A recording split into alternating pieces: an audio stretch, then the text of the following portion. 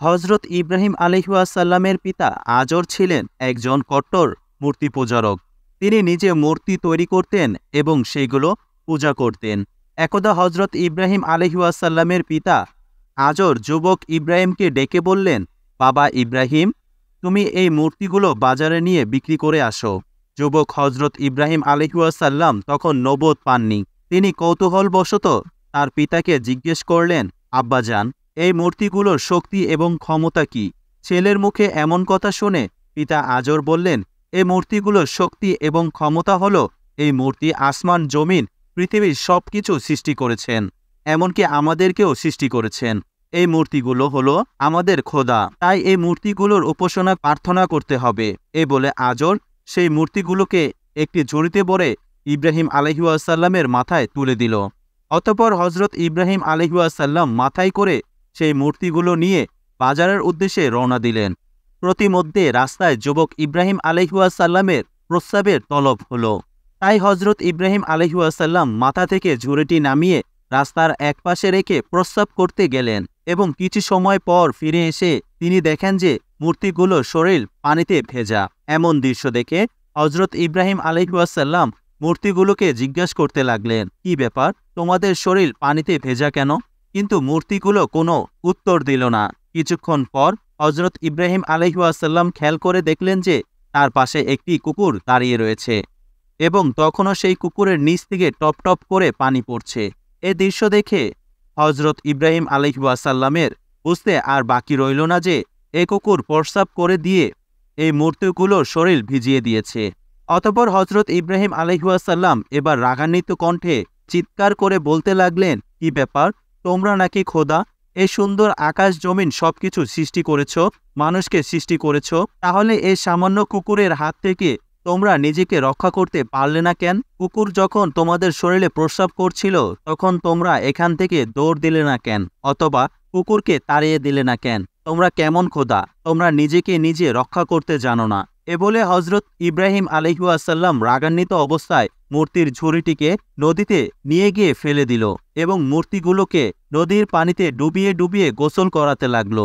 এরপর হজরত ইব্রাহিম আলাইহিসসালাম সেই মূর্তিগুলোকে বলতে লাগলেন, তোমরা যদি সত্যি খোদা হয়ে থাকো তাহলে এখান থেকে বাজার পর্যন্ত তোমরা হেঁটে হেঁটে যাবে, আমি সামনে হেঁটে যাব আর তোমরা পেছনে পেছনে হেঁটে আসবে। এ বলে হজরত ইব্রাহিম আলাইহিসসালাম হাঁটা শুরু করলেন। কিন্তু কয়েক কদম হাঁটার পর তিনি পেছনে তাকে দেখেন যে মূর্তিগুলো সেই আগের জায়গাতেই দাঁড়িয়ে রয়েছেন। হজরত ইব্রাহিম আলাইহিসসালাম এবার আরও রাগান্বিত হয়ে তাদের বলতে লাগলেন, তোমরা কিসের খোদা? তোমরা এত সুন্দর মানুষ সৃষ্টি করেছ, জমিন সৃষ্টি করেছ, আসমান সৃষ্টি করেছ, তাহলে তোমরা নিজে নিজে হাঁটতে পারো না কেন? তোমাদেরকে আমি কিছুতেই খোদা বলে স্বীকার করি না।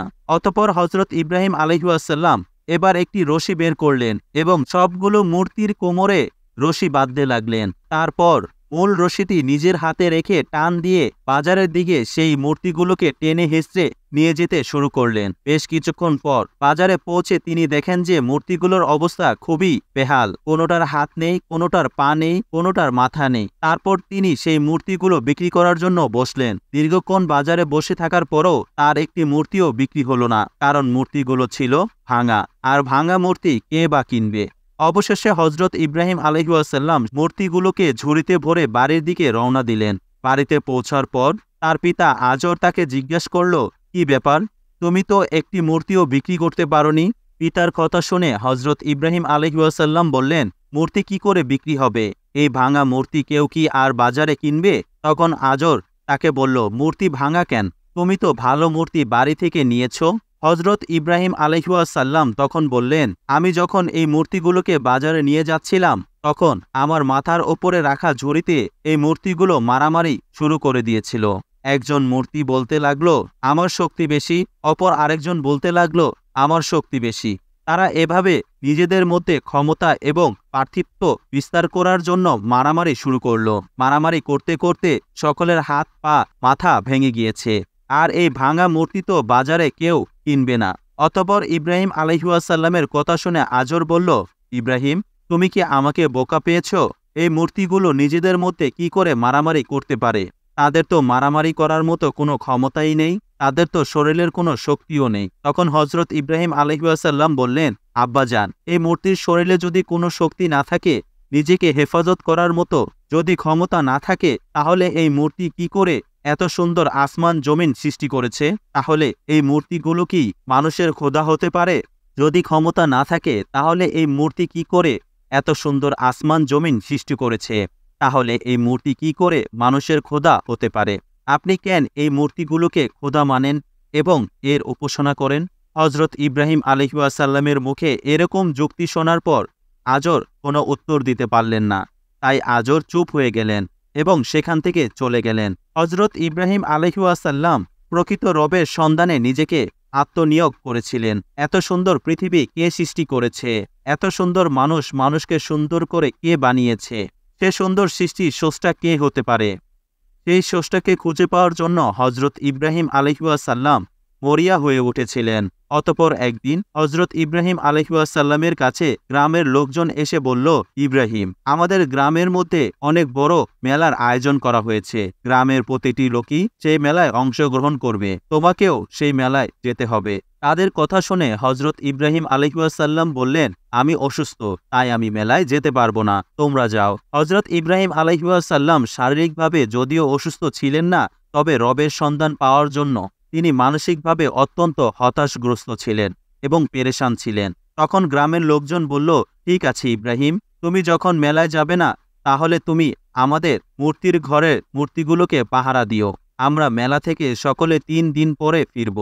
এই 3 দিনের মধ্যে যাতে আমাদের মূর্তিগুলোকে কোনো চোর চুরি করে নিয়ে যেতে না পারে, সেজন্য তুমি আমাদের মূর্তির ঘরটাকে পাহারা দিও। এই বলে গ্রামের সকল লোকজন সেই মেলায় চলে গেলেন। এদিকে গ্রামের সব লোকজন যখন মেলায় চলে গেল, তখন হযরত ইব্রাহিম আলাইহিসসালাম সেই মূর্তির ঘরে ঢুকলেন। তিনি ভাবতে লাগলেন, আমার জাতির লোকেরা এই মূর্তিগুলোকে খোদা মনে করে এবং তাদের উপাসনা করে। দেখি আমি এই সুন্দর পৃথিবীর স্রষ্টাকে এখানে খুঁজে পাই কিনা। হযরত ইব্রাহিম আলাইহিসসালাম সেই মূর্তির ঘরে ঢুকে দেখলেন, সেখানে শত শত মূর্তি রাখা আছে। কোনোটা ছোট, কোনোটা বড় এবং কোনোটার আকৃতি এত বিশাল যা দেখে হযরত ইব্রাহিম আলাইহিসসালাম অত্যন্ত অবাক হয়ে গেলেন। ইব্রাহিম আলাইহিসসালাম খেয়াল করে প্রতিটি মূর্তির সামনে ফলমূল এবং বিভিন্ন প্রকার খাবার রাখা আছে, কিন্তু কোনো মূর্তি সে খাবার গ্রহণ করছেন না। ইব্রাহিম আলাইহিসসালাম খেয়াল করে দেখলেন প্রতিটা মূর্তি হাঁ করে তাকিয়ে আছে। কোনোটার 10টা হাত, কোনোটার 8টা হাত, কোনোটার 12টা হাত, কোনোটা তাকিয়ে আছে কলম হাতে নিয়ে, আবার কোনোটা তাকিয়ে আছে বর্শা হাতে নিয়ে। এক একটা মূর্তির আকৃতি এক এক রকম এবং সেই চিত্রগুলো খুব নিখুঁতভাবে অঙ্কন করা হয়েছে। এবার হযরত ইব্রাহিম আলাইহিসসালাম সেই মূর্তিগুলোকে উদ্দেশ্য করে বলতে লাগলেন, কি ব্যাপার? আমার জাতির লোকেরা তোমাদের ইবাদত করেন, তোমাদেরকে পূজা করেন, তোমাদেরকে খোদা মানেন। তোমরা নাকি এই সুন্দর পৃথিবী সৃষ্টি করেছ, মানুষকে তৈরি করেছ।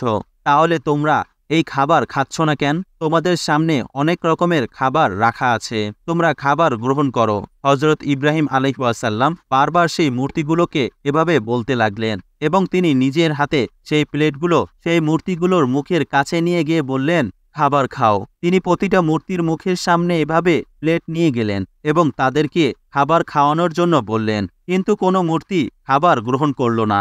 তাই হযরত ইব্রাহিম আলাইহিসসালাম এবার রাগান্বিত কণ্ঠে বললেন, তোমরা কিসের খোদা? তোমরা এই সুন্দর পৃথিবী সৃষ্টি করেছ কি করে? তোমরা তো নিজেরাই চলতে পারো না, তোমাদের নিজেদেরকেই মানুষ তৈরি করে। তাহলে তোমরা মানুষের খোদা হও কি করে? তোমাদের সামনে এত সুন্দর খাবার রাখা রয়েছে, সে খাবার হাত দিয়ে তুলে মুখে দেওয়ার মতো শক্তি তোমাদের নেই, আর তোমরা এই সুন্দর পৃথিবী সৃষ্টি করেছ, এটা আমি কিছুতেই বিশ্বাস করি না। এই বলে হযরত ইব্রাহিম আলাইহিসসালাম একটা কোঠার দিয়ে মূর্তিগুলোকে ভাঙতে লাগলেন এবং শত শত মূর্তি তিনি ভেঙে উড়িয়ে দিলেন এবং সেখানে সবচেয়ে বড় যে মূর্তিটি ছিল সেই মূর্তিটির ঘাড়ে তিনি কুড়ালটা রাখলেন এবং সেখান থেকে চলে গেলেন।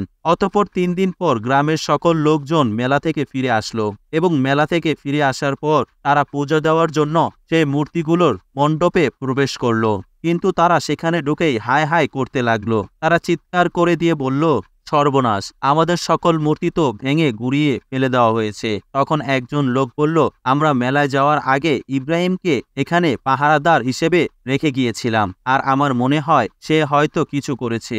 তার কথা শুনে লোকেরা তখন বলল, হ্যাঁ, তুমি ঠিক বলেছ। অতএব তারা ইব্রাহিম আলাইহিসসালামকে সেখানে ডেকে এনে বলল, ইব্রাহিম, তোমাকে না দায়িত্ব দিয়েছিলাম এই মূর্তিগুলো পাহারা দেওয়ার জন্য? তাহলে এই মূর্তিগুলোর এই অবস্থা হলো কি করে? তখন ইব্রাহিম আলাইহিসসালাম চালাকি করে বললেন, আমি কি জানি ওই যে বড়টার কাঁধে কোরাল রাখা আছে, তাকে জিজ্ঞেস করো।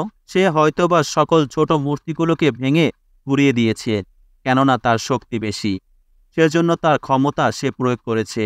হজরত ইব্রাহিম আলাইহিসসালামের কথা শুনে তার গ্রামের লোকজন ইব্রাহিমকে বলল, ইব্রাহিম, তুমি কি আমাদেরকে বোকা পেয়েছ? এই মূর্তিগুলো কি করে অন্য মূর্তিগুলোকে ভাঙতে পারে? এই মূর্তির শরীরে তো কোনো শক্তি নেই, তাকে তো আমরাই তৈরি করেছি। এটা শুনে ইব্রাহিম আলাইহিসসালাম বললেন, এই মূর্তির শরীরে যদি কোনো শক্তি না থাকে, তাহলে এই মূর্তিগুলো কি করে তোমাদের খোদা হতে পারে? যে মূর্তিগুলোকে তোমরা নিজেরাই তৈরি করেছ, তার উপাসনা তোমরা কেন করছো? কেন তোমরা তাকে খোদা মানছ? ওই বড় মূর্তির শরীরে যদি একটাও মাছিও বসে, তাহলে সে মাছিটা তাড়িয়ে দেওয়ার মতো ক্ষমতা তার নেই, তাই সে তোমাদের খোদা কিছুতেই হতে পারে না। ইব্রাহিম আলাইহিসসালামের লক্ষ্যে এমন কথা শুনে গ্রামের লোকজনদের আর বুঝতে বাকি রইল না যে এই মূর্তিগুলো ইব্রাহিম ভেঙেছে। কিন্তু ইব্রাহিম আলাইহিসসালামের এরকম যুক্তি শুনে গ্রামের লোকেদের মাথা নত হয়ে গেল, তারা চুপ হয়ে সেখান থেকে চলে গেল। অতঃপর একদিন রাতে ইব্রাহিম আলাইহিসসালাম খেয়াল করলেন যে আকাশে অনেক বড় বড় তারা দেখা যাচ্ছে। তখন ইব্রাহিম আলাইহিসসালাম বললেন, আকাশে এত সুন্দর বড় বড় তারা, নিশ্চয়ই এ তারাগুলোই আমার রব হবে। একটু পর তিনি খেয়াল করে দেখলেন তারার পাশে একটি বিশাল আকৃতির চাঁদ। তখন তিনি বললেন, তারার চেয়ে ওই চাঁদ বড়, তাই নিশ্চয়ই এই চাঁদ আমার রব হবে। অতঃপর পরের দিন সকাল হওয়ার পর সেই তারা ও চাঁদ ডুবে গেল। তখন ইব্রাহিম আলাইহিসসালাম বলতে লাগলো, যেটা ডুবে যায়, যেটা শেষ হয়ে যায়, সেটা কখনো আমার রব হতে পারে না। একটু পর সূর্য উদিত হলো। তখন ইব্রাহিম আলাইহিসসালাম বলল, নিশ্চয়ই এই সূর্যই আমার খোদা।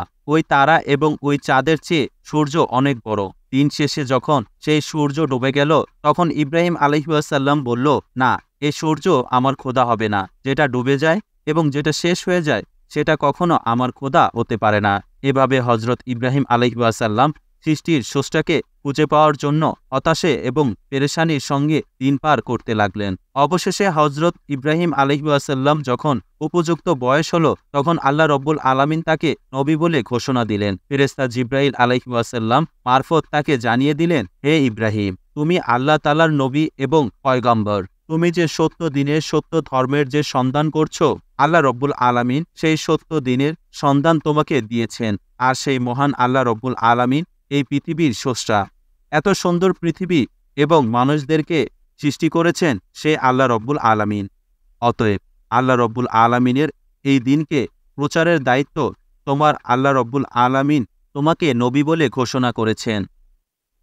তো প্রিয় দর্শক, এই ছিল আমাদের আজকের এই ভিডিও। কেমন লাগলো কমেন্টে অবশ্যই জানাবেন। আজ তাহলে এই পর্যন্তই।